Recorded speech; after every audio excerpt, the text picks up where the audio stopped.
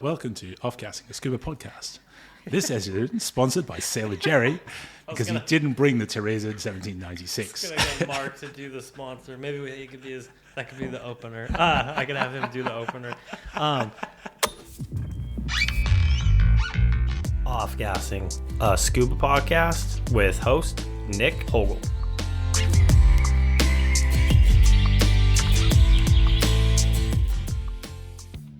Late last year, I had a chance to meet up with Edd Stockdale while he was on vacation in Bali. We met at the House of Crane, poured a few glasses of rum, and enjoyed a conversation. In this episode, I hear about his work with the Finnish Scientific Diving Academy, his teaching philosophy, gradient technical diving, past mentors, mind diving, and much more. Please enjoy. Edd, welcome to the podcast. How are you doing today, man? Hey man, thanks for having me along. Yeah, doing good. It's exciting because obviously we tried to plan an online recording, but we are here in the wonderful Ahmed area of Bali, and Mark Crane graciously let us use his office today to record this podcast. So welcome. And my first question usually my first question is how and why you started diving, but how were your travels into Indonesia? Hopefully not too bad. Yeah, actually this time coming down, came from Helsinki in Finland. Good set of flights. Coming actually down from the Arctic. I was teaching up in far north for a program, and then flew down to trained to Helsinki, then flew from Helsinki via various places to here. So yeah, warming up a bit and chilling out, and yeah, it's good to sort of sit here and talk. Cool. Diving. Yeah. I'm excited to hear a little bit more about that, but I'll throw my first question out there. Tell me how and why you started scuba diving. Tell me about that first breath underwater. Was it, I absolutely love this? Was it, I absolutely hate this? Was it, this is all right? Tell me all about it. Yeah, all right. So we have to go a while back. So basically this all started like when I was about 5. I wanted to be a marine biologist. That was like my goals. And unlike many kids' dreams, I actually managed to fulfill mine in terms of doing that. But part of that was I always wanted to dive. No one in my family at that point dived or anything. Like I was living in Scotland in my high school area, and my parents for my 12th birthday bought me a scuba course because that was the age you could in UK at that time actually start diving. And then because a guardian had to do it, the parental guardian, my dad came along, and we did it in off the north coast of Scotland. So I started in the cold. We did all the pool sessions, so that first breath in the pool, I mean I can't remember it that's too well. It's 30 years ago, but it was pretty spectacular. It must have been because I'm still doing it. Yeah. And then we went off and we did a whole bunch of stuff off the north near Aberdeen up in northern Scotland to do all the open water sessions, and then we did a little bit more after that. After that, we did some stuff down in the Mediterranean, like down in off Crete in Greece, and just fun diving. Just fun diving as we developed. And my brother started diving, and then my mom started diving as sort of all part of that. And it really sort of picked up more when I was about 17 and moved back to Australia for obvious reasons. We started diving more, and then it just sort of stayed with it. It sort of had phases where I was doing a lot of it. Like when I was a student at university, I couldn't afford it so much. And then I was doing other things, and I came back to it and drifted out of it. But then in about 2002, 2003, I sort of fully got back into it, and I've been doing basically everything since. And then in the last 15 years, like everything I do is diving. My fun time, my work, everything. So it's basically that's the way it is. So just a quick question, because you were telling me a little bit of your background as far as where you're from, but so you're can you kind of tell me that again? You were born in. Tell me about it. All right. So yeah, I mean, basically to make a very long, complicated story short, so we can talk more about diving. I was born in the UK, and then 3 weeks later, my parents moved to the States because of my dad's work, and then we were there for a couple of years, which obviously I don't remember. And then we moved to Germany for 3 or 4 years, then went to Australia, and then we went back to Germany for another 3-4 years, then went back to Australia again for like half a year before my mum's academia took us to Scotland. We were there for 6 years. And that's when you got certified? Yeah, that's when I got certified and everything. And then when I was 17, I just finishing high school, my family moved back to Australia. Oh, okay. And then like permanently. And so then, I was based in Australia for my university went traveling a bit, went back, did my postgraduate research degree work, then left again, and then I sort of ended up moving around in the diving world, working in various places. And then I just keep going until recent times, and then that's where it is. So Okay. And then I guess my question is, so when you said it was kind of, here and there you were diving, and then you started diving quite a bit. Did you progress as far as training, or was it just all open water, fun dives? And then when did you start really hitting it and being like, you know what, I wanna do more of this? If we talk about like the sport diving world, like what is considered the professional like levels of dive master instructor, I started my my dive master the first time somewhere around 2001, 2002 when I was about 19. Okay. I did it off the local dive centre near where we were living in the west coast of Australia, and sort of I just did it part-time over the period, sort of linked in with my my university courses. So that was really all I was doing that. I wasn't fun diving so much, and then I worked in like the little dive centre as a little bit. Then after that, it sort of was just diving for fun. I was getting more into photography and the marine biology stuff. Then when I went and started my research, like assistant job at another university, I was using diving a little bit there for work purposes. And then I ended up going back to Borneo, to Scuba Junkie in Borneo, and I did my dive master a second time. I mostly worked out that if I did my dive master I could spend a month diving in Borneo for cheaper than if I was just spending a month diving in Borneo. Which worked out great until someone actually like went and checked the system and found that I already had a dive master set in the system, and they were like, what about this? They're like, you're guiding tomorrow, you're not doing this anymore. So so if you guys are listening to this at Junkies, like, perfectly well. So and then after that, I wasn't interested in becoming an instructor, and definitely wasn't interested in technical diving or advanced diving. All I really cared about was the smallest, coolest, rarest like critters and nudibranchs that I could possibly find. That's all I lived for in the diving. Obviously, that didn't go very far based on the fact that I'm now predominantly teaching tech. Then when I went and did my instructors eventually, because it's just the nature of the system forces you to. If you're going to keep on doing things, you just have to do it. And I had a really inspirational course director for my original open water instructor level. And he was like talking about this tech stuff, but not in this hardcore tech. He was just talking about, actually, you can go deeper, a little bit deeper. You can see cooler nudies. You can like do this and do that. So he was a good salesperson, but he was also like a really, really quite inspirational and added that a little bit more. So after that, I thought, actually, you know what, maybe I am interested in this. And I sort of started getting into that. Then I got into it, and then I actually discovered that I really enjoyed it because it offered an entire new challenge that I hadn't previously had. I sort of always joke with my students that when they start a technical diving or an advanced diving program, day one, they're going to feel like, great. Day two, they're like, oh, this is quite hard. And day three, they're like, I'm no good at this. I'm going to quit and go home. I was like, you got to wait until day four because then it gets better again.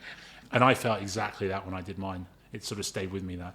And then I sort of progressed through that. I then went off and decided, you know what, I'm going to become a technical diving instructor.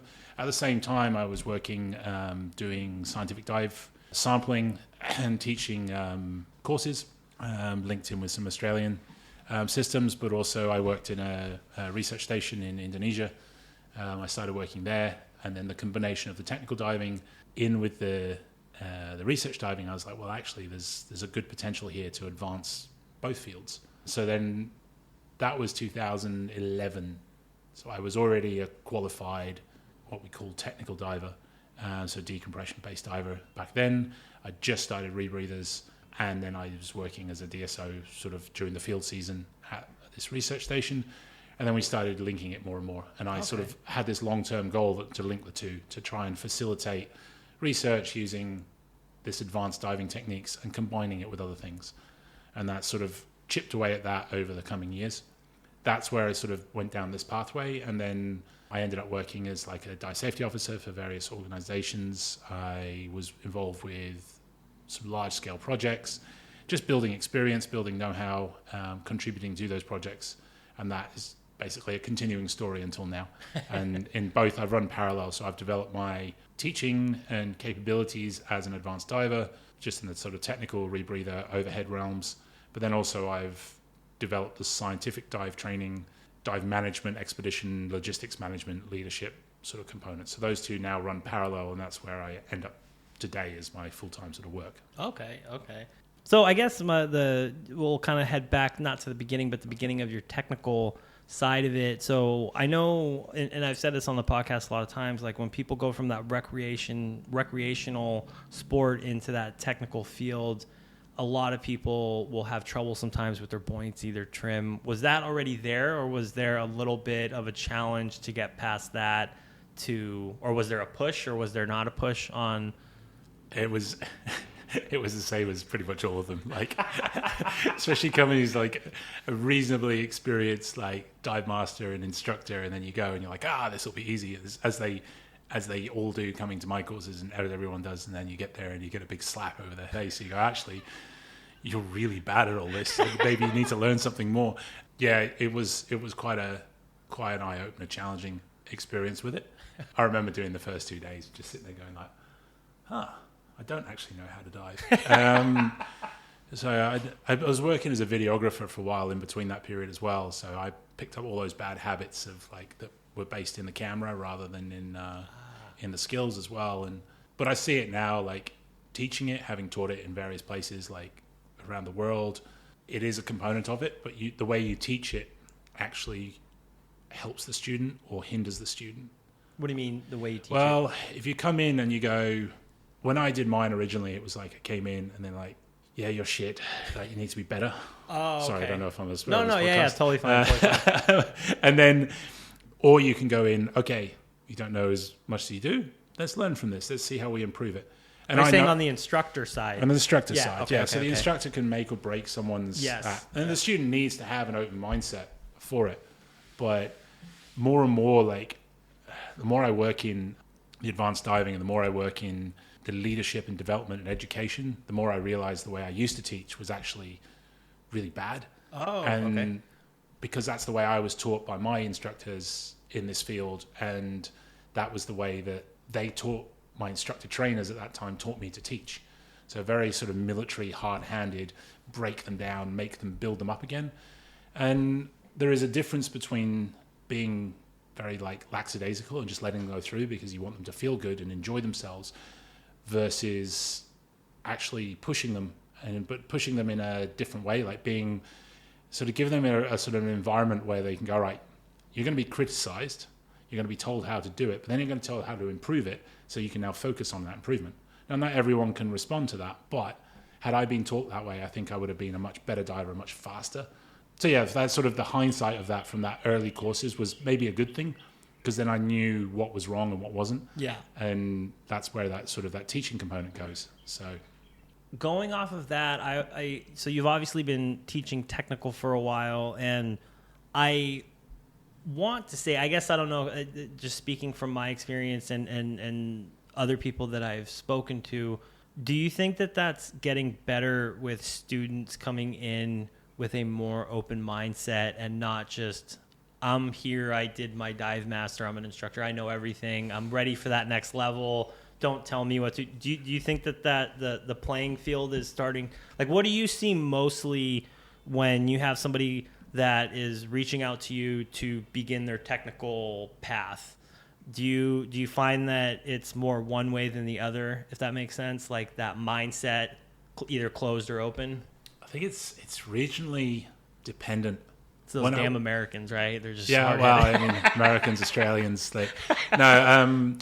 It's also if someone's working in an area, so they're in a bubble. Say they're working in like a destination location, where there's lots of dive shops, and the instructors like considered, oh, you're the instructors, okay, wow, and then you're the course director, oh wow, or the instructor trainer.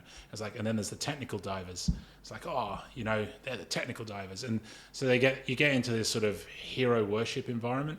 I think in those environments it's harder to break through to the next level because there's a perceived like level gradient. Yeah. Whereas in other areas, it's almost gatekeeping, right? Yeah, kind of gatekeeping environment. Whereas these days, I think part of it is the inundation in what we call technical diving these days. Everyone wants to do tech. Everyone wants to go deep. Everyone wants to do CCRs. People are rushing too fast. I think it also is selective on the type of student that comes through will choose an instructor that suits what they want. So an instructor that has a very easygoing time and sort of just signs people through and ticks boxes and that's about it is more likely to get the people that want to rush fast but only are there for the certification. They have a perceived idea on their own ability. Whereas someone that's coming along and goes, you know what, actually, I don't know any of this. I want to learn. And I know I'm going to have a hard time, but I'll learn that way. They're going to come to a different type of instructor. A lot of my students that come through nowadays, they come to myself or my company that I have with my wife because we're known for being very critical, very focused on small detail, longer courses, more intensive. People don't always get through. But we have this thing that no one ever fails. They just need more time. Yeah. That's kind of part of it as well, because it's again that you go, it's a fail. It's a gatekeeping like component. If you don't make it through, well, there's nothing to say you can't come back and try more of it, you know? And by offering that sort of environment, you have a certain type of clientele. But the thing with that, it takes time, therefore it comes with a cost, and therefore it comes with years of expertise. And then we do the same with our instructor programs. I do actually the same with our occupational programs, with my main job that I do. I think it's both the perception of the student on how much they know, but also the selection of the instructor can define the answer to that question, as it were. So the roundabout way is saying that it really depends on who you are. No. And that's understandable. Because I even earlier today, I feel like I have this conversation a lot where I always talk about like, I'm very picky with my instructors. In this day and age, let's face it, there's a lot of technical instructors out there. There's a lot of instructors out there, right? There's a lot of technical instructors. Some of them move pretty fast through the programs, and they have all these different ratings, but how much have they actually taught? How comfortable how comfortable are they in that environment teaching? And I'm very picky, like, I want, especially for me, because like you were just saying, it is a costly thing, right? It does cost money, and I know that there's the side of it, like, when you get into technical diving, like, forget about the money. I disagree. It's a lot of money, so I'm going to choose wisely, right? I'm making an investment. I don't want to just start throwing, I didn't like that instructor, I'm going to go to this other one. So I do feel that depending on who you are, you kind of go, you find that instructor that's more geared towards you. And I do like, most courses when I start, I'm almost prepared to fail, right? Like, I'm like, okay, I'm not obviously going in like, I'm going to fail this course, tell the instructor. It's like, okay, I'm coming in with an open mindset. I feel like I know, but I've been to classes where I'm like, do I know shit? Like, do I know anything? I took a course and I'm like, I don't know how to flutter kick, So in this day and age, I feel like, I don't want to say social media side of it, but I feel like there is an influx of people that, like you were saying, that want a technical dive. They want to go deeper. They want to go further. They want to do this. They want to push past it. And I feel like that's kind of not flooding over. Maybe that's the right way to put it, but flooding over into the rebreather side of things. In the past, say 10 years, are you seeing a higher number of people wanting to become rebreather certified, which justifiably so, because I've had conversations with people. Open circuit mixed gas is kind of, I'm not going to say the way of the dinosaurs, but there's even articles out there. It's the way of the dinosaurs. So do you feel that you're seeing a higher number of people wanting to come in and learn how to dive rebreathers? Yeah, I mean, for sure, rebreathers, we're going to go down and discuss the rebreather route. There's a huge increase in it's a huge increase in the wish to uptake rebreather and the use of them. There's also a big increase in the number of rebreathers, like not only pure numbers but models as well that come and go. And that is, as you said, it's a lot of it's driven by social media. It's the cool thing to do, blah blah blah blah. But also gas costs these days and gas logistics. I'm quite of the opinion that rebreathers are a very powerful tool, both for people's enjoyment diving, but also for work diving. I mean, I predominantly dive rebreather on both work and personal time, but I spent a long time finding my place with rebreathers and working towards different levels. I think the biggest problem is not people going on to rebreathers, is people staying with rebreathers. or people going too fast with rebreathers. So there's a bigger uptake in the number of people diving rebreathers, but there's also a large drop-off in people diving rebreathers. They realize that a rebreather is actually a very expensive item to keep around. It's got consumables that have to be done. It needs service, it needs care, it needs regular diving. There's also people that get big scares because they go a little bit too fast, they push it a little bit too hard, they didn't quite get taught as well as they should do, because as you said, there's an increase in the number of people teaching them as well. Yeah. And then there's people that are just pushing too fast. Like you got people and they come and they've gone, I've got 25 dives, I'm going to go and do my 60 meter ticket. And they do 25 dives, I want to do my 100 meter ticket. It's like, what do you want to see at 100 meters that thinks that after 50 hours of diving use that you can get down there and see it? Like, I'm sorry, but I will never agree with that mentality. If someone comes along, they've got their first level and they've got 100 hours on a unit, and they've also done huge numbers of dives, open circuit, trimix base to those depths previously, and they go, all right, well, maybe they've got a bit more solid basis, but still, I mean, hop skipping down the track is a big issue, because what's going to happen is, the very best thing that's going to happen is an incident occurs, they manage it, and they probably have a big scare and they won't go back and do it again, and they'll just back off, or they back off completely and they go, this game's not for me. I've posted enough Instagram photos of me being at some cool depth or some cool location, and I'll go and find some other sport. The worst thing that can happen is they don't come back. Yeah. And sadly, that's also something that's increasing again. Yeah. We had a dip in the numbers, but that also could be because now we hear more often about the fatalities and the serious injuries. We don't hear so much about the near misses. I mean, that's something that's discussed quite a lot in the sort of human factor component in the industry. I think it's just sad because the only people that lose out really are the individuals that push it too fast, because eventually they'll get to a point where they either end up backing off and they don't enjoy it anymore, or they don't back off and don't come back. Yeah. And I mean, I've lost a lot of people I know, friends and also acquaintances, and people that I sort of basically was expecting that they probably won't come back one day. And there's still loads of people out there who I still expect not to come back. Sadly, there's also people you do expect to come back that also go. So that's just kind of the danger of the sport in general. Yeah, right? It's just an innate risk.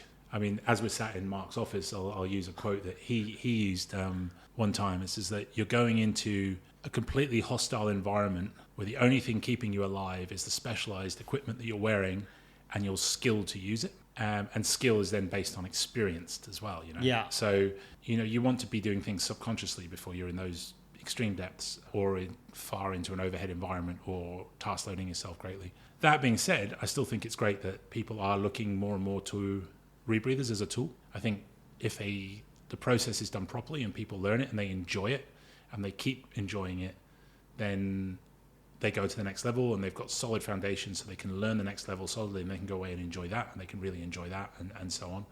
And so that's kind of the positive side of it.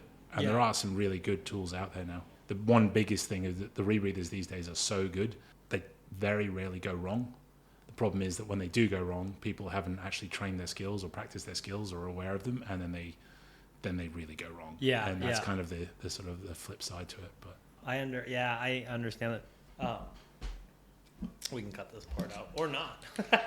So, welcome to Offcasting, a scuba podcast. This episode is sponsored by Sailor Jerry because he didn't bring the Teresa in 1796. I was gonna get Mark to do the sponsor. Maybe that could be the opener. I could have him do the opener.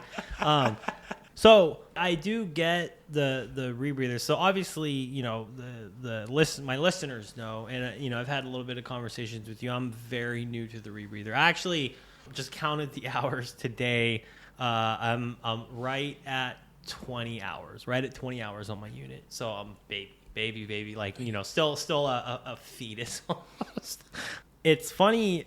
So I actually, we were supposed to go out for 2 dives. I called the second dive, and the reason why was because I went out on the first dive, and I feel like I'm a fairly comfortable open circuit diver. I feel like I've had enough open circuit dives to where I've been working underwater, or turning wrenches, not commercial diving. It was just a thing I did in Austin, working on docks, some light work underwater.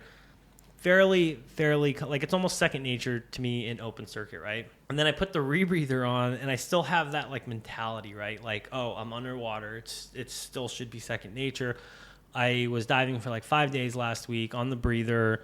Felt pretty comfortable by day 5, right? So on today, I was like, I'm bringing the camera out, right? Bringing the little camera out, and I got like I started task loading myself, right? Because I started being focused on the camera because I'm still, like I said, I'm still very new. I'm still trying to manage the dry suit, manage the counter lung, manage the wing, manage the camera, manage all these different things that I'm not used to. And I overwhelmed myself a little bit to the point where I was like, okay, I'm going to call the second dive. Just, not going to go for it. And so I do see that the task loading side of it, or I'm 20 hours in, I'm like, okay, now I'm comfortable enough to bring a camera, which obviously I'm not, right? So like, I'm like, tomorrow I'm not bringing a, hopefully I'm out there tomorrow if we, not too much Sailor Jerry's tonight. But in saying that, when you see people, what are some of the biggest, not downsides, but like, obviously if you're mostly diving rebreathers, you're mostly around rebreather divers, what are some of the most common mistakes that you would say that you see? Or even in teaching, like not misconceptions, but what do you see? And I know you just mentioned some of them, but like, I'm sure that there's more than others. Where's all the rum gone? Where is all the rum gone? Why is the rum always gone?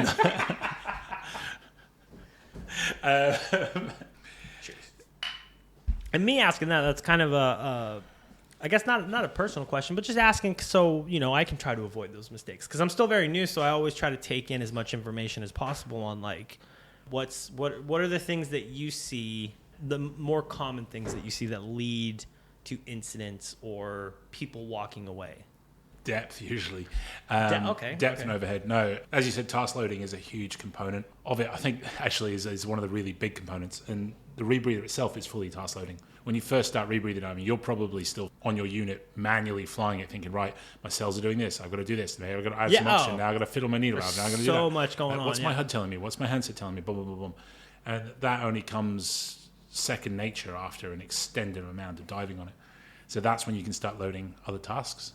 I mean, throwing scooters in is another one. It's very easy because you're already task fixated on your handset and your controller and flying it and feeling comfortably and thinking, oh, my lung volume's good. How's my buoyancy? Dump this, do that, boom, boom. And then you've got to pay attention to your teammate. Then you're having a look around in your environment, and then you put like a scooter on, and you're like, boom, and you're like, and scooters are becoming more and more common these days, so they're very easy to get hold of and go with it. And they're a great tool, but there's just an example of task loading. Actually, I mean, this is one of the reasons, I'm probably skipping ahead here, but one of the reasons I kind of created this scientific diving CCR-based training program that we released last year at work. The whole idea of this was exactly the same thing. It's like someone that has an occupational ticket for working in science, they learned it on open circuit, but then they go and get a rebreather and they do basic rebreather training. And then they go back and use their rebreather for work because they have an occupational ticket and the standards allow it. But actually, the task loading comparatives is way higher. Oh, it's mind-blowing. So we created this program to teach people basically how to do what they used to do, or even if they haven't done it before, on their rebreather. So they actually get the training on it. And it's exactly the same thing. Like you said, you just added a camera today. But I mean, imagine a camera and then you're in an overhead environment trying to take photos and things like that. I mean, there's some parts of the world that don't require overhead CCR qualification, and so people go with an overhead ticket and 25 hours on their CCR, and then they go and dive overhead CCR, and you're like, well, actually there's whole components of that, planning, knowledge, everything else, that are totally different. And it's easy to change between the two once you've got the experience, but unless you've got like a huge amount of experience in some area and you've background read and everything else like that, you're probably not going to know it or learn it or be fully aware of the structure. So finding someone to actually teach you that is a good way of fast tracking the experience from it. Yeah, I would say that's the biggest thing. I mean, you basically covered it. It's like people that they're task loading themselves too soon, and that task loading can just be adding a camera. It can add another environment. It can add another tool. It can add more depth, because more depth means more bailout gases, etc. And that flips me to the other side, is carrying enough bailout. That's the other problem. People just swim around. They're like, oh, my bailout, like on my side. It's sort of, I never really use it. So I'm not really fussed about it. And then all of a sudden the bailout becomes less because they just don't want to carry like an extra stage. And then they go a little bit deeper. That'll be all right, blah, blah, blah, until it isn't. It's like saying, well, people used to, they didn't have to wear safe seatbelts because they never crashed, and so then all of a sudden seatbelts became law. Well, we don't have that yet. So, and it'd be silly if we did. People have to make decisions for themselves. But actually talking about people going too fast and things like that, this latest phase or excitement, which I find partially quite amusing, is the bailout breather. It's like, one rebreather is not complicated enough. I'm going to add 2, it's like, but why? You're only going to like ranges where you can carry open circuit bailout. Yeah. And then you don't have a second unit that you have to manage. So, we've been training for bailout breathers for some significantly deep overhead horizontal environments where we're carrying huge amounts of bail and you can't physically carry all the bail. So then you have to stage everything. Whereas a side mount or a back mount like bailout breather configuration could then start working. But we haven't just strapped it on and gone. Yeah. Loads of people are doing that. It's a... Boom, dunk. Yeah. I'm trained on this unit. I'm trained on that unit. I'm going to strap this unit to my side and off we go. And it's like, okay, have you actually practiced a bailout on it? Like, or even if you have, you like the perception of it. And then it goes back again to the social media component. People see the snapshot. They don't see the iceberg underneath. Oh, yeah. They see the tip, but not the iceberg underneath of hard work, training, dedication, etc. I saw Randy Thornton gave an excellent presentation, I don't know, probably 8 years ago now at one of the dive shows, talking about, and he shows a picture of, there's a group in the States doing really cool stuff in cave country. And there's a picture snapshot of them all like in this huge corridor. And he's like, look, you see this photo on social media and everyone's like, oh, brilliant, I want to go there. But what they don't realize is there's a squeeze before it with flow against it that they basically have to crawl and take stuff off. And half the time they can't get through it. And then they've got to swim for like half an hour through here and then blah, blah, blah, blah. And then when they get out, they've got to crawl back through this hole and do this and do that. And like, then they get to the surface and they have to crawl through another 2 kilometers. And it's sort of like looking at it going, that's the bit they don't get. Yeah. They've got this beautiful shot of this beautiful cave. And same with Rex, same with mine, same with anything else. So that sort of complacency that's driven by misconception or like not knowing what you don't know. I get that too, because what's funny about it is, like I was saying, even me going out today, I'm just like, I'm just going to bring this camera, and then I don't realize like how much more that adds, right? And it's not even, well, here's the funny thing. In my head, it's not a lot. Right? Like in my head, I'm like, it's just a camera. Bring it. You're fine. You've done it 1,000 times before, but not on a rebreather. And then like I'm down there and I'm like, okay, it's just, this is a fucking lot, dude. And what's kind of sad to say is that, like, in my mind, I'm almost like embarrassed to say that, like, oh, this is too much right now, like to bring this camera and push a button. But there is a lot more to it. And that makes me almost realize like how much more time and experience I need to build on the unit. Just like, okay, just get comfortable on the unit. And that's something that, obviously I'm living and learning. So tomorrow I'm not going to be bringing the camera. Yeah, but eventually what you're going to do is go and try it again, you see? Yeah. Because that's the other side. It's like what I was talking about earlier, the people that go and then they stop, they back off a bit. You're like, oh, now. But what you don't want to do is end up with this mentality of like, oh, my camera's actually going to make.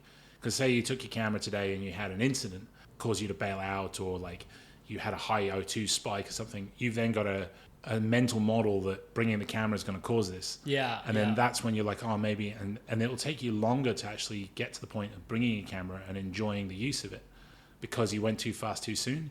You see what I mean? Like that's what I'm saying. And I'm not saying that always a camera is going to cause that problem, or going too deep is going to, or a scooter is going to cause that problem, but it can.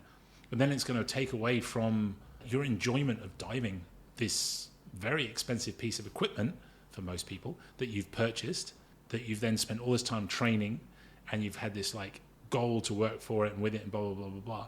And then you've rushed too fast, scared yourself, and then you've just backed off and you've lost options with it because you've built a mental model and tricked myself into it. Yeah. Or worse, you flapped around today, you actually like put yourself at risk, didn't realize that the camera was causing the problem, and then blamed it on something else, and then took the camera again tomorrow. That's kind of the other way it can go. Yeah. And that was the thing too, honestly, though. That's why I was like, you know what? I need to sit out on this second dive. I'm here. There's no service on my phone, so I can't look at it. It's about to die anyways because my phone sucks. And I'm like, I'll have a lot of time to reflect and think about, okay, let's break down this dive, right? Let's break down and see what happened. And I think there might have been some other little factors, but trying to figure out like, okay, well, where exactly did I feel it went not okay? And then another thing too that I'm sure you see quite a bit, because we were speaking about it minutes ago, and this was something I tried to avoid, and I think it does happen a lot with people with rebreathers. So I did my training. So I had a 6 month gap from the time I did my training to the time I was able to jump back on the breather. How often do you see that? And what are, obviously there's certain issues I'm sure that you see with that. And I even showed up here like, hey, I felt bad because I'm like, Mark, it's been 6 months. I'm just slowly getting back into this. And like moving forward, like day one, I was like, okay, this is never happening again. I'm going to go jump in a pool, even if it's for a couple of hours, to get back into it, just because I felt like I lost. I mean, I feel like you lose a lot in 30 days. And then I'm like, okay, I haven't been on the unit in 6 months. I need to get back into it. Do you see that often? And when you do see, if you do see that, I'm sure you do, what are some of the things that you see? With my official training agency hat on, after 6 months, you're supposed to go and get retraining. So I might cut that part out. No, it's not just rebreathers. It's all. It's anything that is a muscle memory based. Well, it's even mentally based training. I mean, if you go and do like a class in some computer software and then don't use it for 6 months, then you go back and you for argument's sake, it's the same in photo editing or it's very and same in welding certifications. Yep. If you don't do it in 6 months, you got to go back and basically get like the okay. Yeah. But I mean, okay, welding a little bit riskier. Editing your photos in a photo editing platform, slightly less risky. Right, rebreather, slightly more risky. Sort of. So yeah, I mean, the biggest thing we talk about this every year. Like, obviously, where I'm predominantly like diving these days, based in the Scandinavian region and the Nordics, is that we have winters. And wait a minute, there's winter time? There's winters? Yeah. Oh, yeah. Wow. This white stuff comes down from the sky. It's just amazing. I was like, I'm worried it's going to happen here all the time, and then I'll realize I'm in Bali again. So it's not a bad place to sit on the beach. Ash, and reflect. Supposedly. Other places, yeah. Where was I? Ash, snow, winter. So yeah. back to Scandinavia. Being from Scandinavia and the Nordic regions, which is where I'm based now and teach and dive predominantly, we see this increased accident base in May because a lot of people put their gear away for the winter. They go skiing, they go snowshoeing, they hide at home, whatever it is that they do, choose to get through the dark months. Then it comes back and it's like April, May, the water starts warming up, the sun starts coming out. And the worst thing they do is they go back and they put all their equipment out of storage. Sometimes they go and get it serviced, a lot of the time. But then there's a small percentage that go, well, I finished last like November when I put the equipment away, and I was doing 70, 80, 100 meter dives. And my rebreather on the wrecks in the Baltic, or I was in the mine doing these dives, or I was whatever it is. Then they come out and they get their equipment out, and they go, they go straight back to it. And then, boom, they don't. It's a terrifying, in my mind. There's not just the training component. What you're saying is just like a down period. Yeah. Like, I mean, I would like to say I have down periods from diving, but that would be a lie. I intend to have down periods from diving, but I was gonna say, are you on vacation now? Yeah, I'm on vacation. What am I doing? Diving. But if I pull out like a configuration I haven't used for a while, I will go and warm up, practice some skills and everything. It's actually one of the reasons I still teach, is to maintain my skill and memory for emergency skills. So for example, rebreathers, I'm teaching like high O2s, low O2s, booms, stage handling, bailouts, all that. I have this ingrained muscle memory that comes from it, because not only do I have to be able to do it, I have to be able to show people how to do it in a demonstrated quality. Then I can keep going back to it. You'll actually talk to a lot of high-end divers around the world that do like crazy exploration way beyond the stuff I do. They'll also teach because it keeps their skills fresh. That's one of the reasons to do it. The other second, I enjoy doing it. It's actually really funny because we reiterate quite heavily, like when you finish your course. So like my company, not my job at the university, but my actual like diving company job, we teach our students to be competent and happy and comfortable on the breather before they leave. Not, I've done all the skills, off you go. We want them to be like happy and comfortable to do the dives they're certified to. So we do like extra experience dives at the end, and then we give them problems, and we sort of make sure they can actually come home from it. And this is not just unique to us. There are other people that do this, obviously, around the world. And then we tell them to go away and practice skills. Go and like grain those skills, because they've been hammered on the course, but then they've had us sitting there watching them and being... And a lot of our students actually go and they'll do like Wednesday evening dives or Thursday evening dives or whatever. Our water is pitch black most of the year round anyway, because in the summer we have this algal layer above it, so it's clear underneath that, but it's dark. So it doesn't really matter if it's getting dark. And then in the summer as well, like it's daylight for a huge amount of time to counter the dark winters. So they can go off in the evening, and then they just go down. They're like, oh, we'll just go to the local quarry, or we'll go to the platforms off the beach, or we'll go to wherever. And they'll go and they'll just sit and do skills. They'll sit and take stages off. They'll practice in, like with someone watching. They don't do it on their own, a lot of them. I hope they don't. They say they don't. If you lot are listening to this and are doing it on your own, then you're going to get a slap. That sort of iterates, and it's quite funny because other people see them doing it. They're like, what are you doing? They're like, oh, we're practicing our skills. Why? Oh, we want to be really fresh. And then when they come to the next courses, for example, because they up to like a mod 2, or they're going to do CCR Mine or something like that, then they actually go back out there and they practice all the skills again, because they know that when they come back, they're going to have to do them all again. So when they have incidents, because you are going to have incidents on rebreathers, it's just going to happen. Yeah, matter of time, yeah. They're actually ready a lot of the time. They come back a little bit like, whoo, but they're almost kind of proud when they do manage it and come back, because they're like, oh, well, we had this problem and we managed it and we came back and we're really like solid. It's an accomplishment at that point, right? Then it builds, but it also builds a good community, because then a lot of them also are not like, oh, we're better than you because we practice skills. They're like, oh, you come and join us and we'll practice skills together. So they've started building like little communities in their own areas around Sweden, and it's been really cool, actually, to watch. So that's like the last 3, 4, 5 years maybe of us teaching it around the region and building up this sort of community base, which has been really enjoyable. Okay. And the same with our with my occupational programs with the university and things like that. It goes that way as well. So not to shift, but I guess to go. Tell me a little bit about your business and how it started, and where it is, where you want it to go.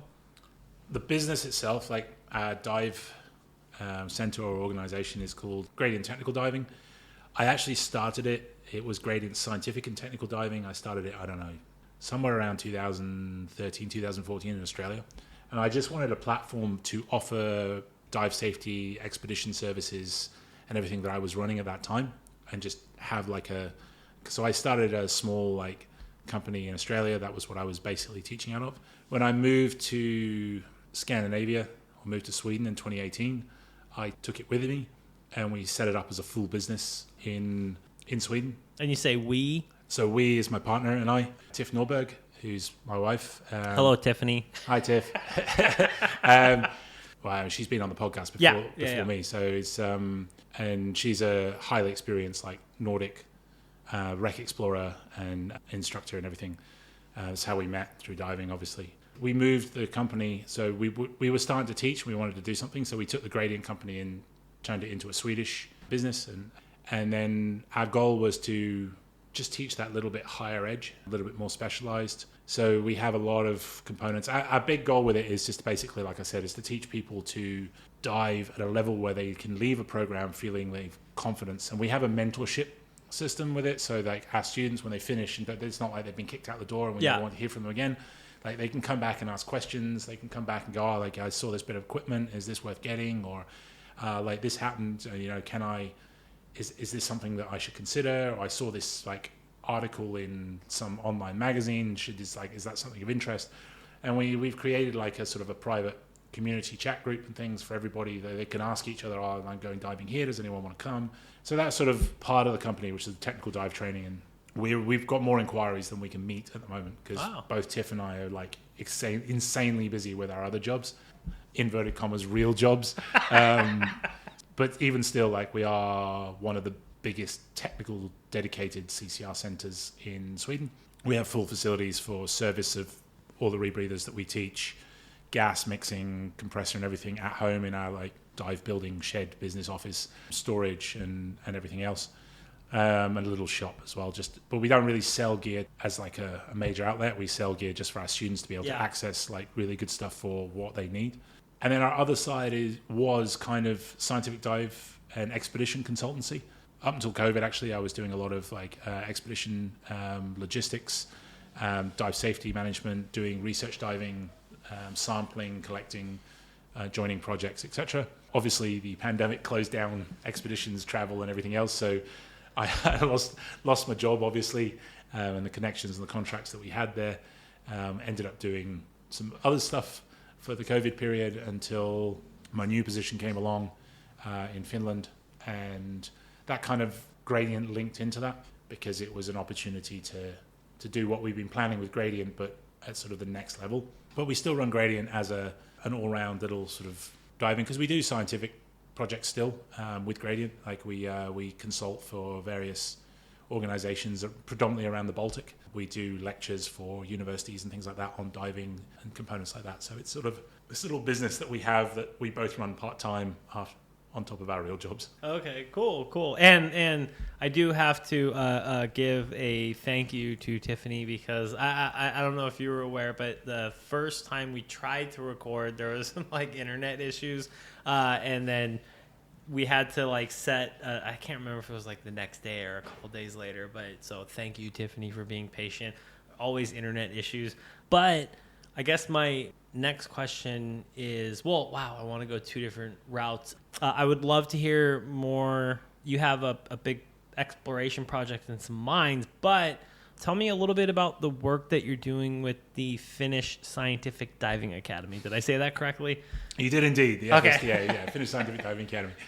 So that was basically what, towards the end of the COVID period, the job I was telling you about in Finland. The FSDA is the national training facility based for Finland, based at the University of Helsinki. It's sort of not very widely known, but Finland was like one of the European leaders in scientific diving standards, sort of late 80s, 90s, early 2000s. The legislation in Finland is very much set up to allow scientific diving separate from construction commercial diving operations. Okay. There's actually two professional pathways in the legislation.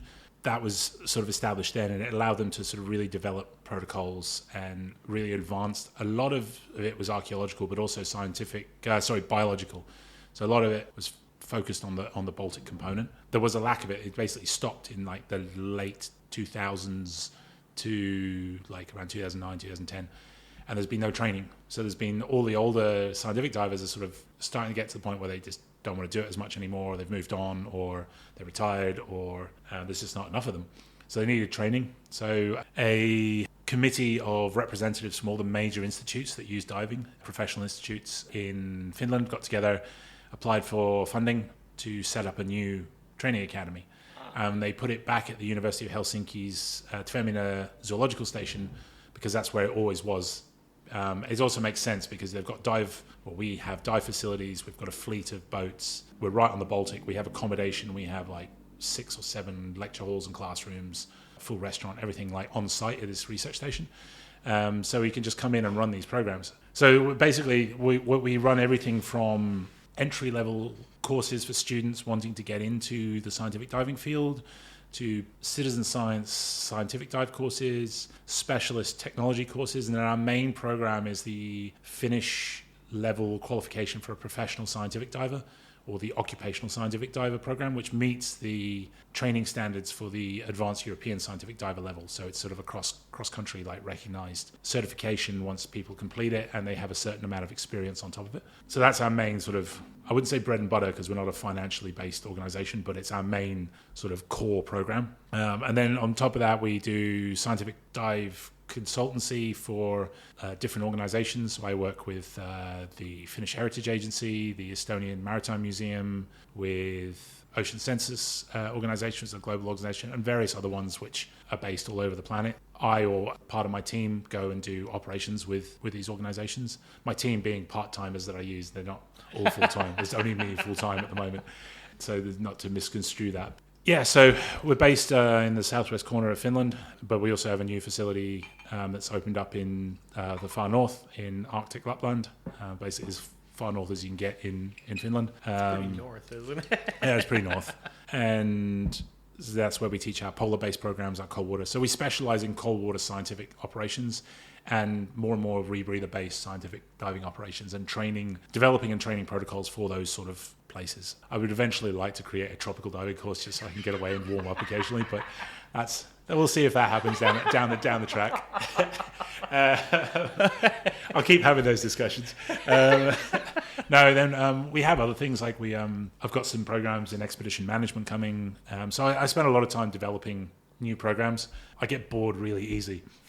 So if I've completed a program and it's up and running and it's processed and it's forward and I've created the manuals for it, I'm like, okay, that's working. That runs itself now. Next. And so I create something else and I create something else and I keep having these crazy ideas and running off and doing stuff. So it's very satisfying work. I wouldn't say that it's your average 9 to 5 because it isn't 9 to 5. It's really exciting to just be involved in the occupational scientific world and be able to sort of help set policy and drive the modernization and advancement. I mean, one of our big things is that people these days look at robotics quite a lot as an alternate to diving.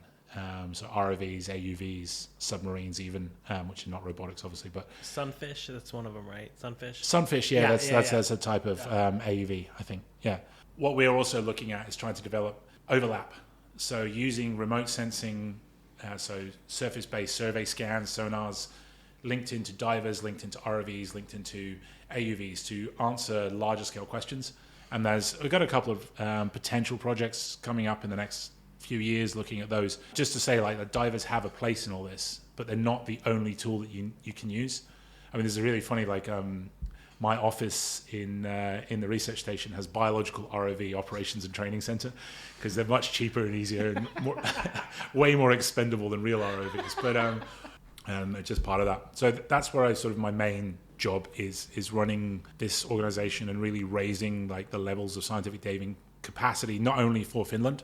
Obviously, Finland is my main priority because I'm there, but there's only 5.5 million people in Finland. So the number of scientific divers is quite low in total numbers. And there's a lot of countries and organizations scattered around the Baltic and further seas that don't have either the regulatory structure or the facilities or even any idea of having a training school like this to be able to build capacity within their own research.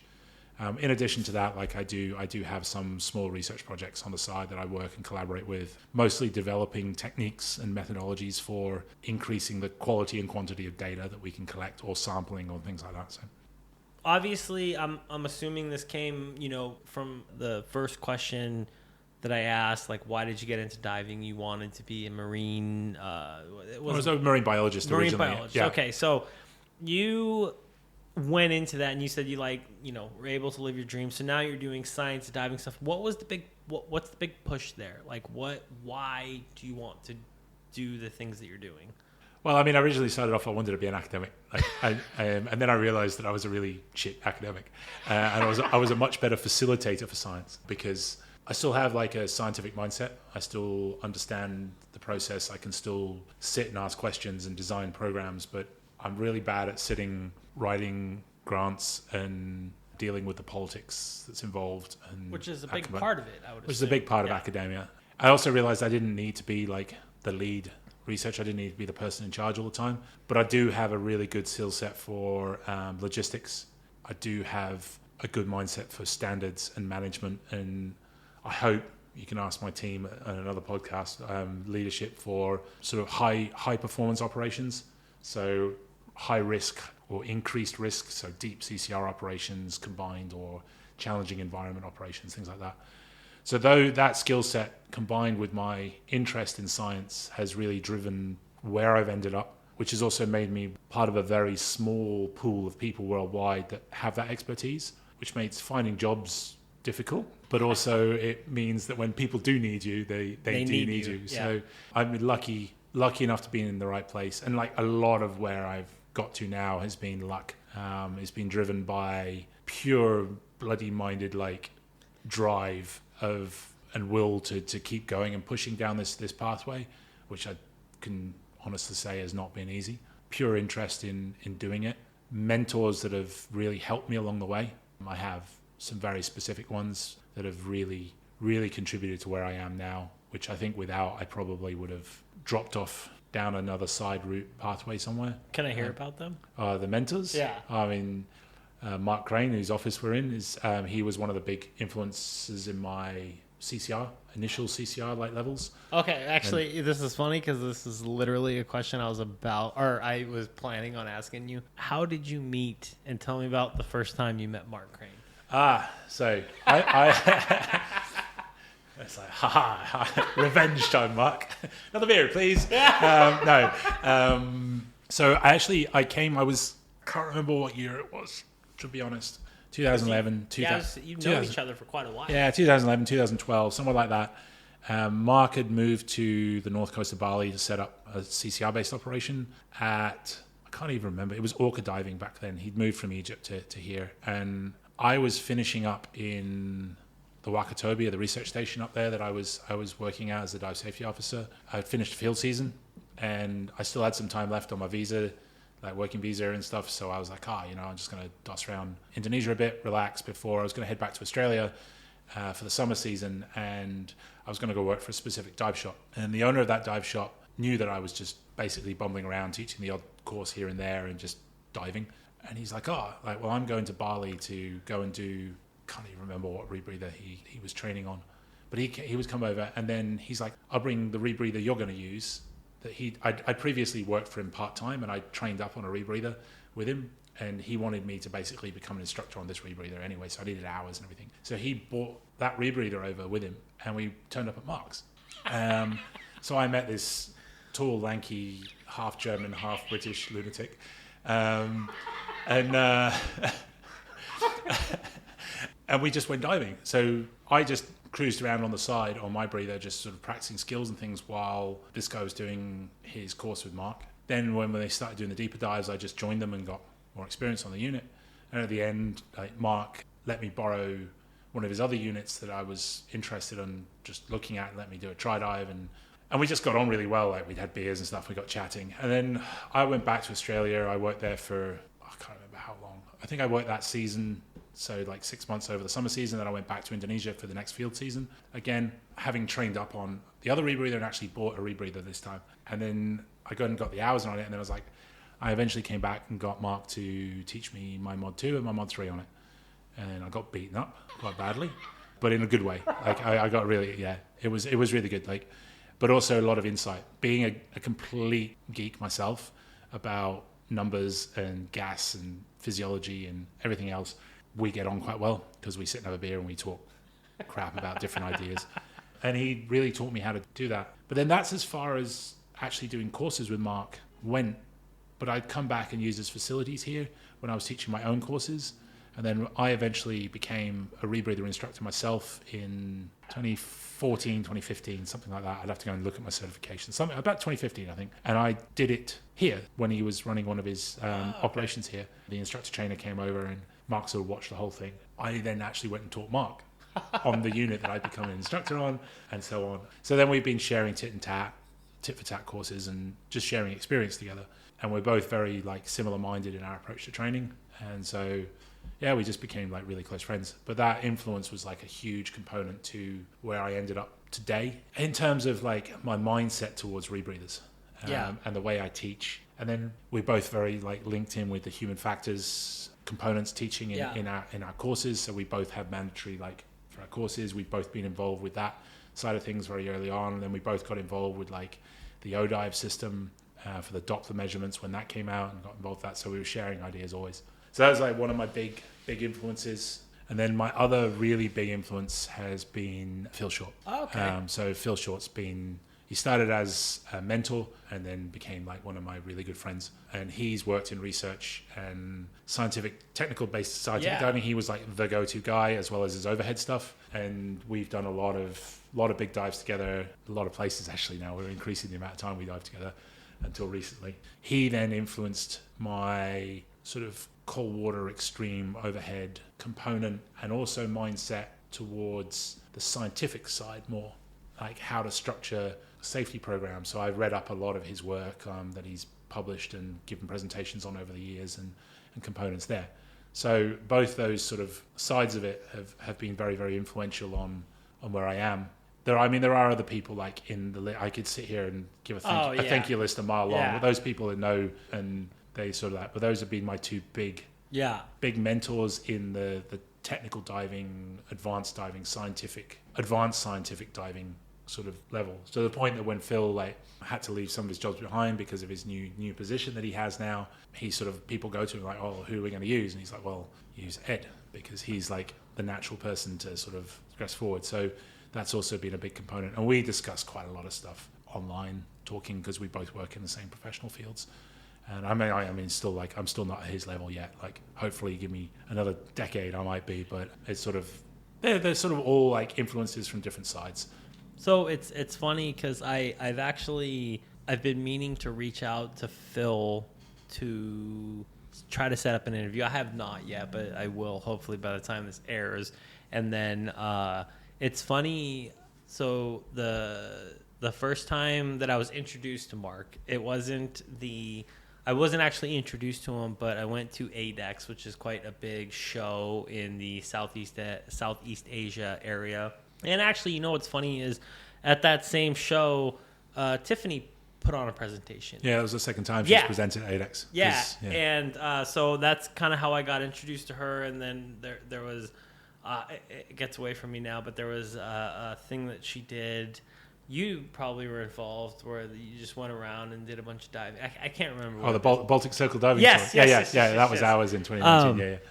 So I got introduced. Got introduced to her, not physically, but I was like, oh, okay, I know who she is now. And then Mark put on a presentation there as well. It's really funny too. So I knew who he was, and then I actually reached out to somebody to do a course here, and they're like, oh, I'm no longer here. Reach out to Mark Crane. And so I reached out to Mark, and I don't think it was until I actually got here, but yeah, he's a very interesting individual. He knows a lot. Yeah, he does. Oh, he's so knowledgeable, but it was just the fact that, like, we got along very well because he's very, got puns. He's very quick on his feet, right? And I was like, okay, I like this dude. And took a course with him, really, really enjoyed it. You know, it's funny. He was one of the first three. Obviously, there was Becca, my girlfriend, my partner, who I pitched to do a podcast. And then I asked him, I was like, hey, man, I'm thinking about doing a podcast. What do you think? And he's like, yeah, that's a good idea. And it's really, really funny because I didn't know this at the time, but I was like, I'm thinking of calling it off-gassing. What do you think? And have you met Don? He was here like a few days ago. Big American dude. So he was like, I was telling him, like, here's the name. I told Mark before, but I told Don. He's like, it just sounds like people farting or something. Off-gassing. He's like, it just sounds like people farting. I don't think that's a good name. And he's done podcasts. And then I told Mark beforehand, and Mark's like, I really like that because, off-gassing, that means kind of like people just, bullshitting at the bar or whatever. And I'm like, dude, I think it's a good name. But no, I really, really enjoyed my course with Mark. I took my advanced nitrox decompression procedures class with him, and super funny, super knowledgeable, just making me laugh the whole time through the class, which is something I enjoy, right? It's not like you were saying earlier, that militaristic, I'm scared to even say anything. He's very approachable. But it's funny, though, because I remember him because I remember his talk at ADEX, and then I remember meeting and hanging out with him. I'm like, these are two different people. He's getting soft. It must be getting soft. It's fine. Presentation Mark and instructor Mark are very different. But another question I actually wanted to ask you is, it was very, very funny to me. So I went and trained in Mexico earlier this year, and I kept running into this individual. Every dive site, I swear to God, I was running into this person, and I was like, I could tell he's American. I'm American. I mean, he's the most blatantly American individual I've ever met. The Red Jack Monchichi.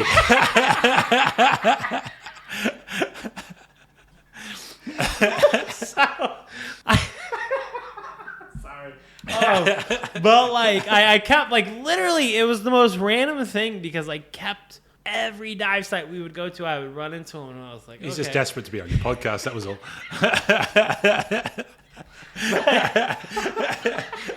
No, I ended up, obviously having a very long conversation with him, and I couldn't help but at least shout him out.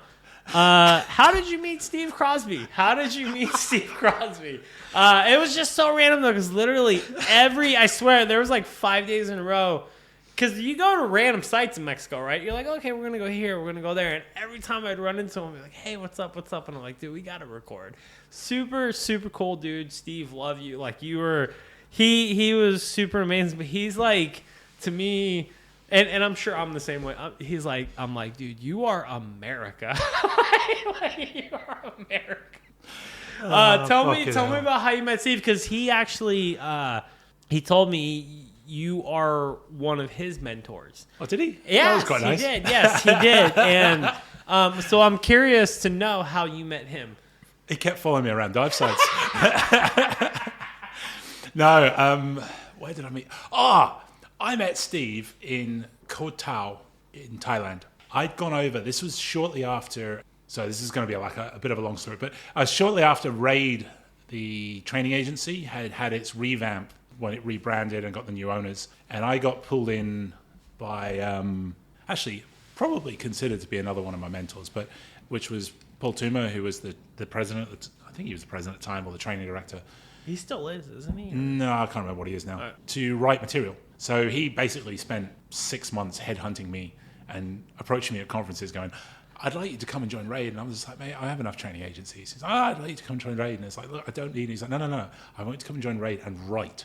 He's like, I need people who can write programs, and that's what you do for a living. So I went over to Raid and I wrote a bunch of their programs, or co-authored a bunch of their programs over a period. And then Raid Thailand had sort of kicked off around that period, and one of the dive shops there, I was sort of talking to the regional office, who was also part owner of this dive shop at the time, and said, look, are you interested in coming over? And I can like try and get some Raid tech programs going and like just talk about it. I can come over for a week or whatever. Went over a week, was spent there for 3 months. And when I was giving the presentation to like this whole group of instructors, this very American like redhead dude was like front and center and was just like, I want to be bam, and I was like, oh, that's nice. And he's like, yeah, and as you said, very American. And then he actually ended up doing a bunch of programs with me, and we actually ended up becoming like really good friends. Like he came over mine for like Christmas, because that period was over the Christmas period there.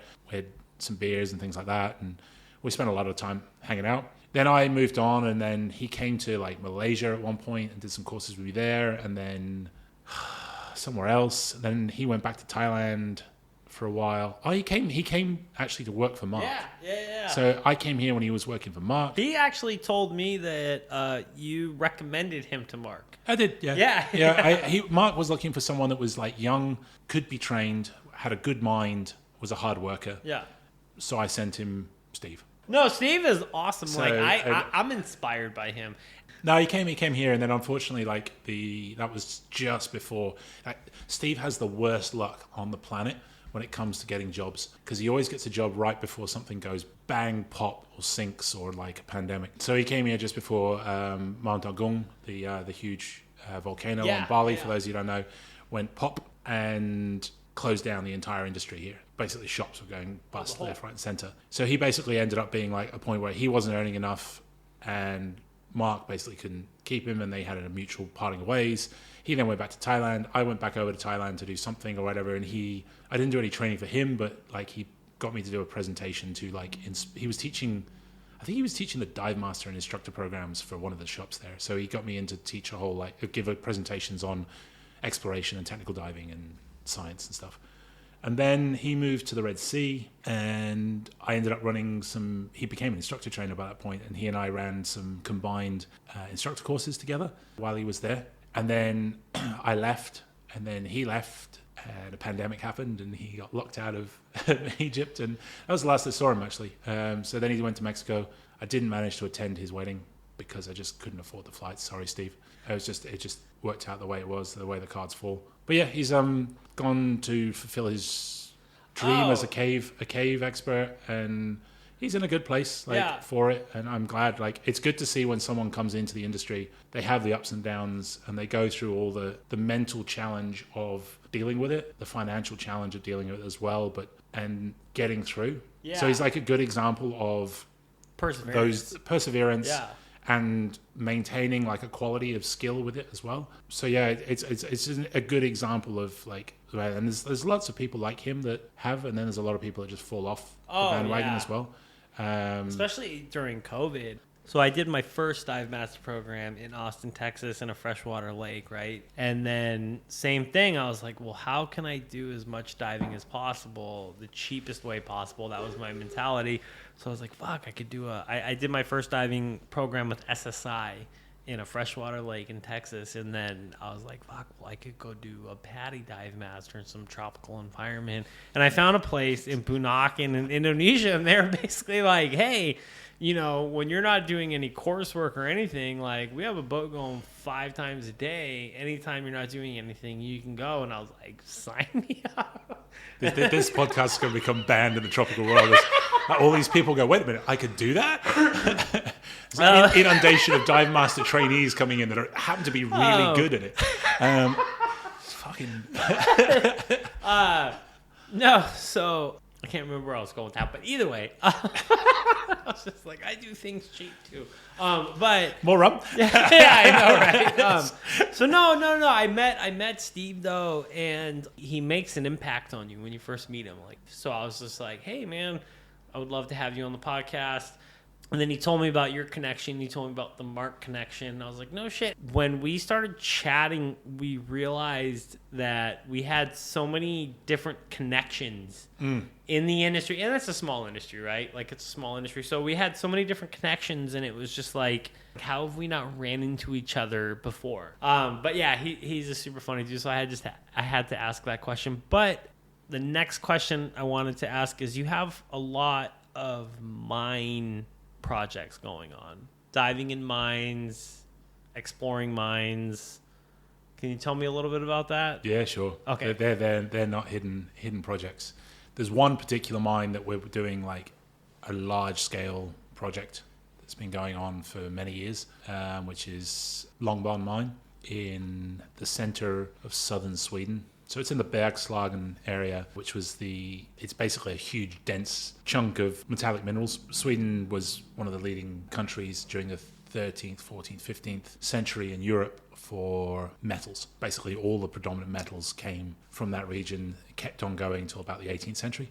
And then it dropped off due to differences in smelting, the way pig iron was made in the UK. Well, not the UK, but Britain at that time.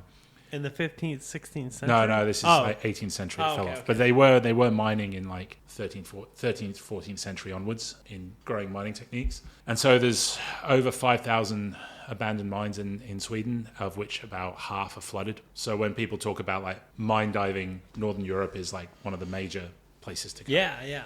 Of those, there's certain ones that are open, like as in they have facilities, access rights, etc. to them, and there's a lot that are just in the middle of the forest. You just go into the middle of the forest and you find a pit and you abseil down it, or you jump in the water depending on the water table, etc.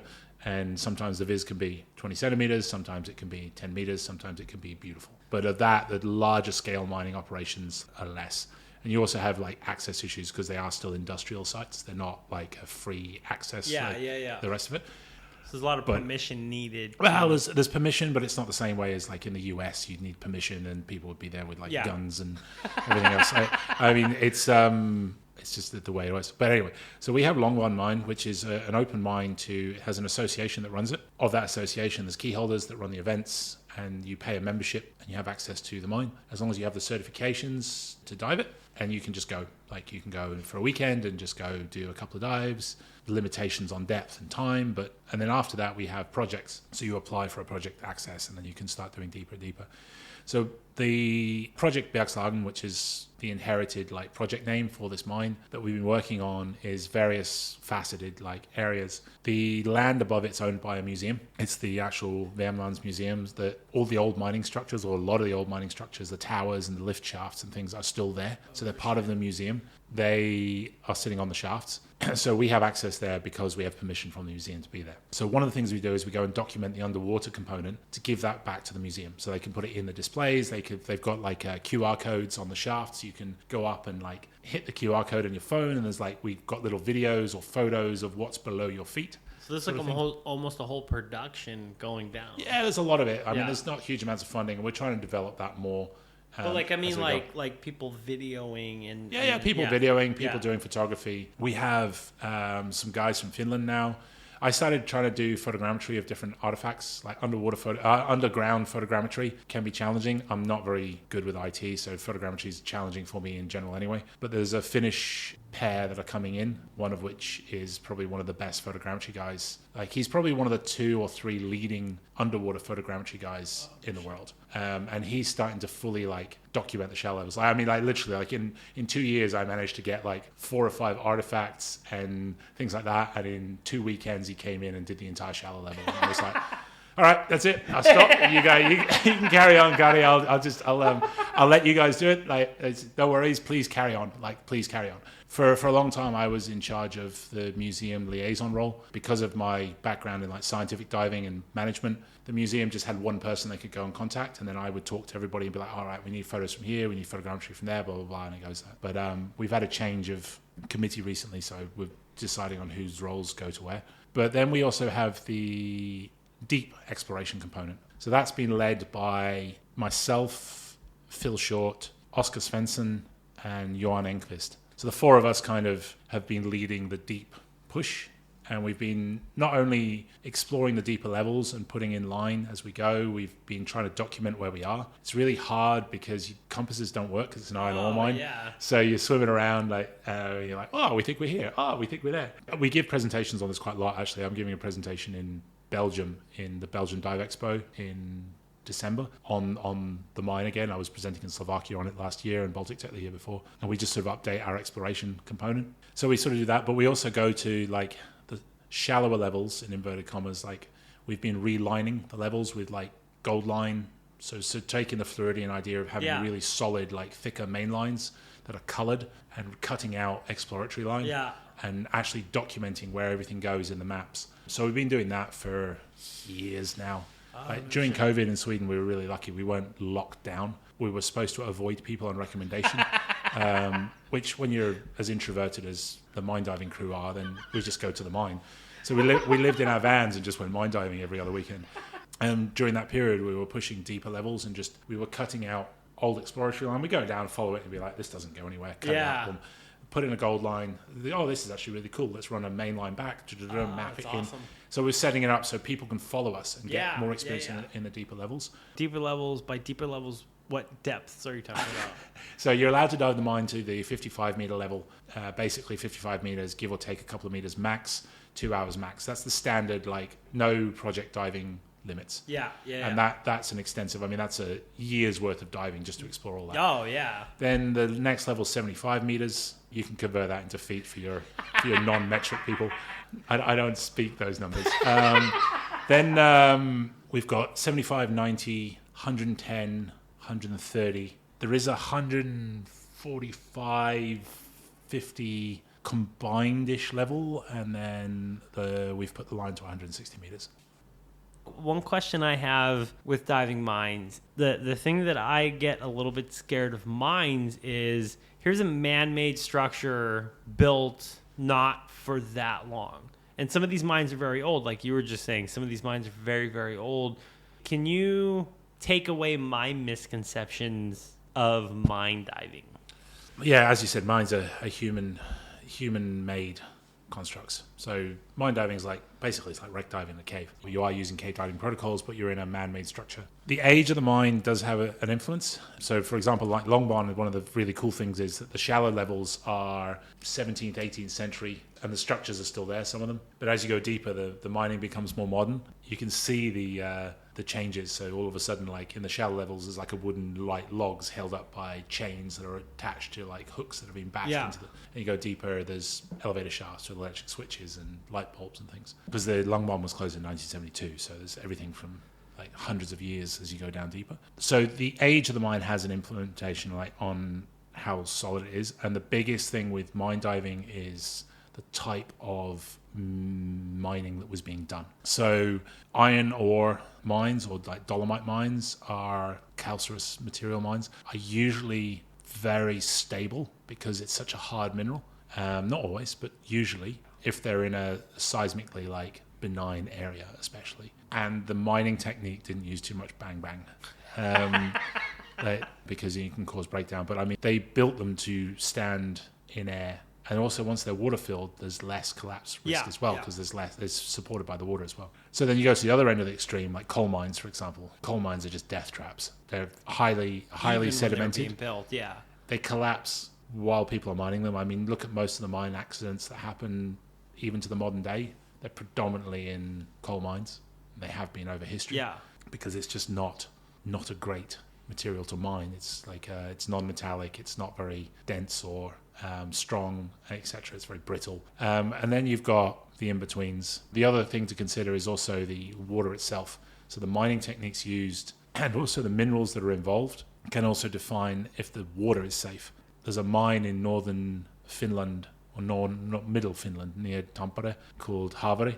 The water pH is so low, so acidic, that it dissolves the chrome off regulators of the divers that dive there regularly. It's a gold mine, and the mining process and technique they've used there has caused like such damage to the water base that it's basically an acidic. So there's those considerations as well. Like some of these mines are actually environmental hazards. Not all of them, and it depends on the mining techniques used by the country at the time. So more modern mines that are just modern mines, especially from, say, early 20th century through to, like, especially through the war period, are probably going to have much more aggressive mining techniques because they were desperate for minerals in a much different way to older mines, which, if they've lasted this long and they were still mining hundreds of years later, are probably quite stable. It is a consideration. It's the objective danger in mines is you've got to look at it and go, is this stable? If part of your brain goes, not sure, you turn around and you go out, like, or you need to do water tests. For example, in some mines, you just like copper mines, for example, copper is a highly like toxic material, and you don't want to be getting that in your mouth or in your regs, or like just being in it and absorbing through. Those considerations have to be taken into account. A lot of the main mines that we dive are iron ore mines, because they're just, the water's usually a lot clearer because they don't have this mineral degradation effect in the same way. Iron, when it oxidizes, just becomes iron oxide, dust, rust, and falls to the bottom, whereas some of the other minerals form solutions and things like that. And actually, one of the mines that's absolutely stunning that I dived last year for the first time, it's been on my bucket list forever, is the opal mines in Slovakia, in eastern Slovakia. I went actually with Phil. We were lucky enough to get a trip over there and dive in these mines, and these are like old, like all the way back to Roman era. They were mining opals in these mines. I feel like that would almost be more scary, though. Right? No, but they've lasted so long, like the tunnels and things like that. Point, so they're very, very structurally sound. They're very delicate because they have this really weird electrolytic effect and things like that. So it changes. It's different, but the same way, like if you go into a cave, like some caves you go into and you're like, this isn't stable. I had a cave collapse on me in Indonesia where I was exploring 2012 in a southeast Sulawesi. Yeah, it was just totally unstable. Made a mistake, went into it, and it was like bits started falling off the roof, and I was like, let's get out of here. And we're getting more stuff falling off the roof. There's a reel of mine still in one of the caves that's like collapsed. Like I had to abandon the primary reel and just like go to get out the last hole with like basically no mount, side mount to get out this hole. It was shit. It was stupid. I should never have been in there. I was a really like newbie cave diver explorer at that point, and I should never have been in there. Like I should have identified it, and I'll admit that quite happily as a mistake. I've actually warned like the people going back there, like this set of caves here is just sketchball, don't do it. But yeah, so like caves and mines, they have objective dangers. They're slightly different. If in doubt, don't do them. If you're exploring especially, get like someone that knows what they're doing to go with you. It's not always the same, and also the water can also be the issue. But the same happens in caves. I mean, there's sulfuric caves in parts of the world that the water is actually like highly toxic as well, so being new to the overhead environment, I'm like, fuck, like I don't know. So essentially I'm going on a trust me dive, right? Like, it goes back to what we were talking about earlier with the rebreathers. I mean, when you start diving a rebreather with your instructor, you're on a trust me dive kind of. Yeah. They sort of explain it to you, and then you build experience, and you get more comfortable. You build experience, you get more comfortable. You read about it, you learn about it, and you go through it. It's part of the progression. I'm not saying now someone that comes along and goes, all right, I have a mine diving certificate and I have a 100-meter rebreather certificate. Yep, that's it. We're going to go off and do 100-meter like mine dives straight away. Like they're going to build up, and like our association requires that. They have to build up levels through the mines, but they could easily go off and find a mine that doesn't have any rules or regulations and just go and do whatever they want. That's up to them. If you're going to be sensible about it and think about it, then you're going to do it in a different way. So. All right. So I feel like this happened last time I was in Mark's office and just pouring too much whiskey. But That's not whiskey. That's whiskey, rum. Sorry. I literally I wanted to find a nice bottle of whiskey, but I was like, fuck, they might not drink it. But Ed, my last couple of questions for you before I let you go. And thank you very much for joining the podcast today. I really, really appreciate it. Something that we chatted about a little bit earlier, somebody as accomplished as you are in your field, somebody looking for a mentor, what is the best piece of advice that you could give to that person? That's an extended question. It is. I know, and I'm sorry. Make sure they like rum. Yeah, no. So I think the first component would be they need to be the sort of person that will actually share their experience. That's the first thing. You can't just find someone that's going to be like, I've got all this information. I've got an amazing Instagram. I've got an amazing website. I give lots of talks. When you go and meet them and they're like, oh yeah, well, you can do this course and you can do that course and you can do this course. And there is a component to mentorship that it is someone's career, it's someone's knowledge and expertise that they've spent lots of money building that may or may not have to sort of invest time and money into getting it off them. But you also want someone that goes, all right, I'm looking for a mentee that I will share it with. I was going to say someone that you really like and get on with, but high-end performance sport shows that that's not the case, because there's loads of people that don't get on with their coaches, like on a personal level, but they're the best sport combinations out there. I think diving is a slightly bit different. The biggest thing you need is respect and trust. You need to be able to trust that person, and that person needs to trust you. And the third thing is having loyalty to what you're doing. That includes loyalty to the person that is sharing their mentorship with you. It may be that your mentor is going through a hard period and they're not willing quite to invest what they were supposed to be doing with you.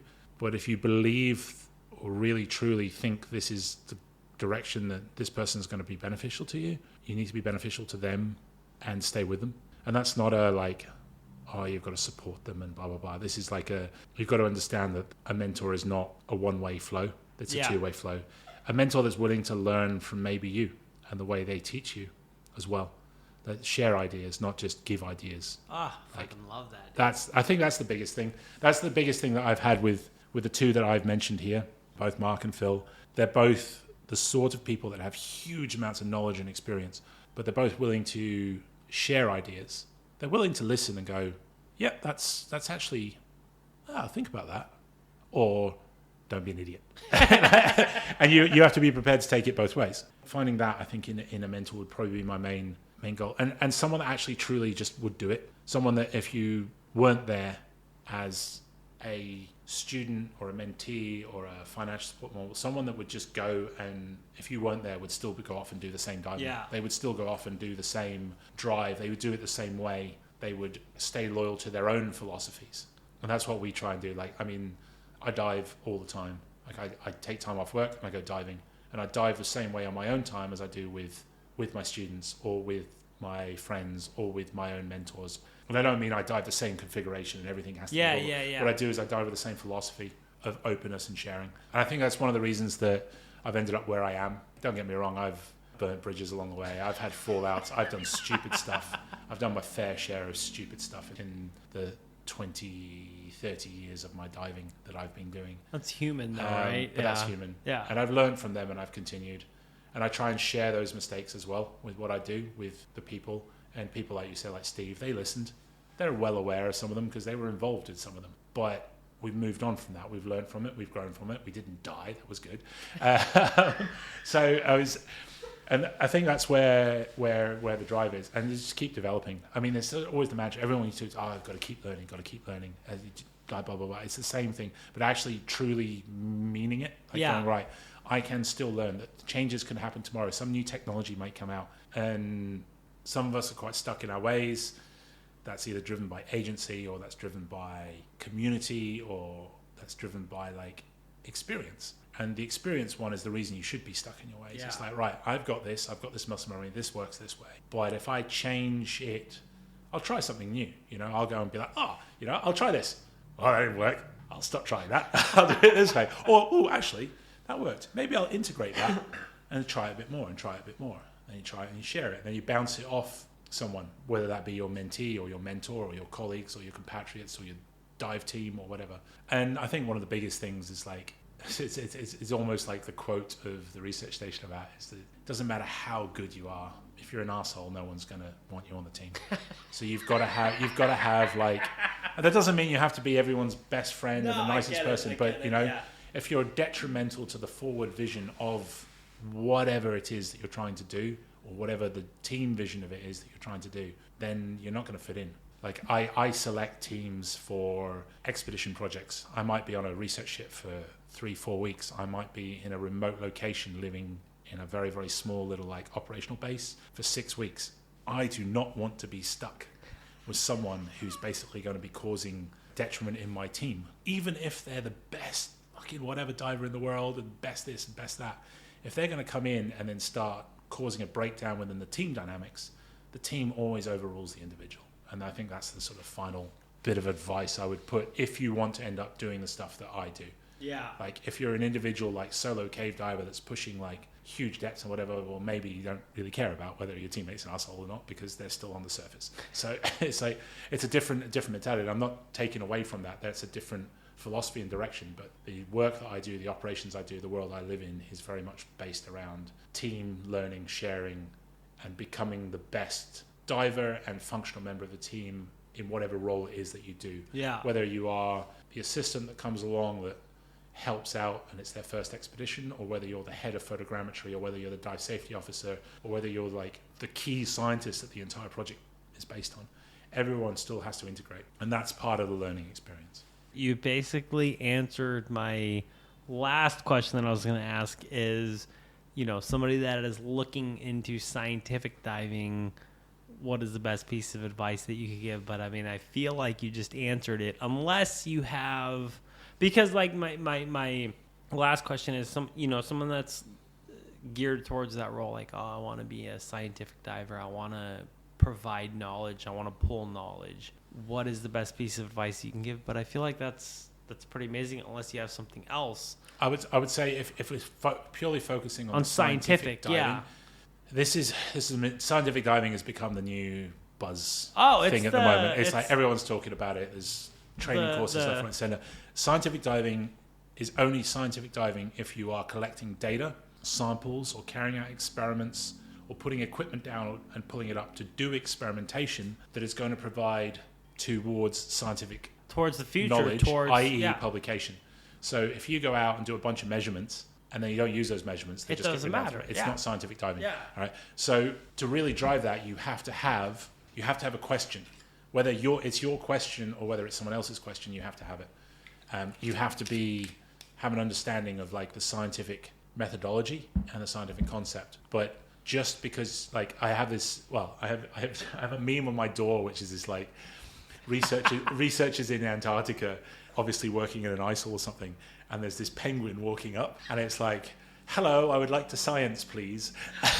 You know, and then I have a quote I use is like, have transact will science. It kind of sums up what I see happening in the moment, which is people are like looking for some new outlet for their diving. Yeah. And I think if it's a worthy contribution to a project, then it's worth doing, and learning the skills to be contributing to that project. But just learning the skills because they make you feel more erudite, then it's like you got to have a goal in mind. Otherwise, you're better off going out and doing like documentation or photography or something like that.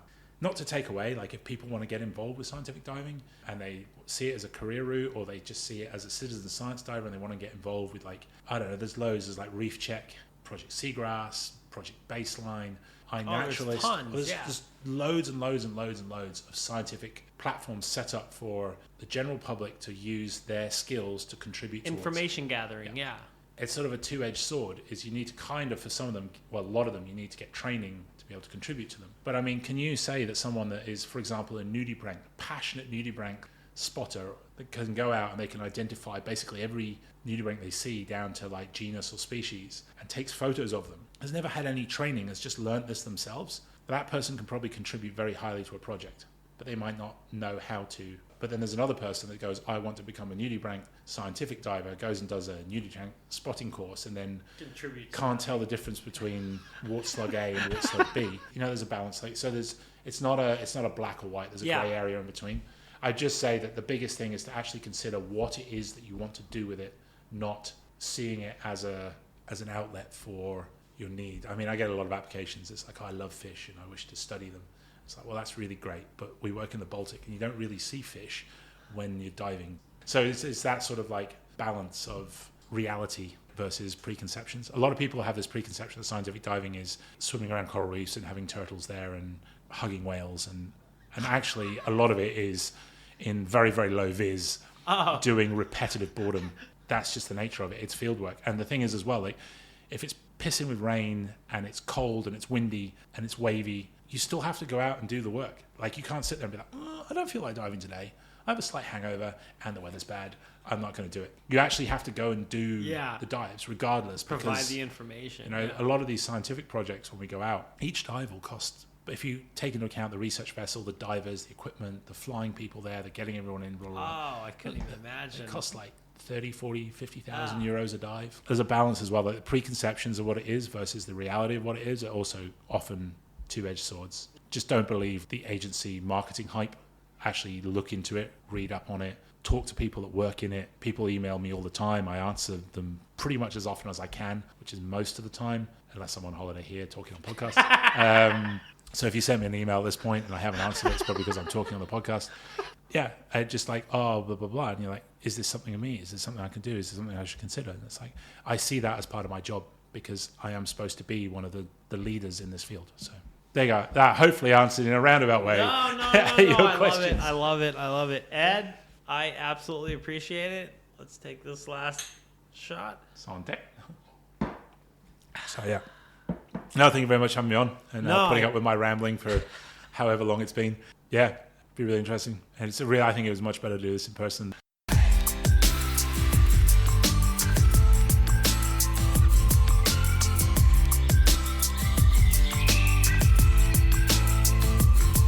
Offgassing, a scuba podcast.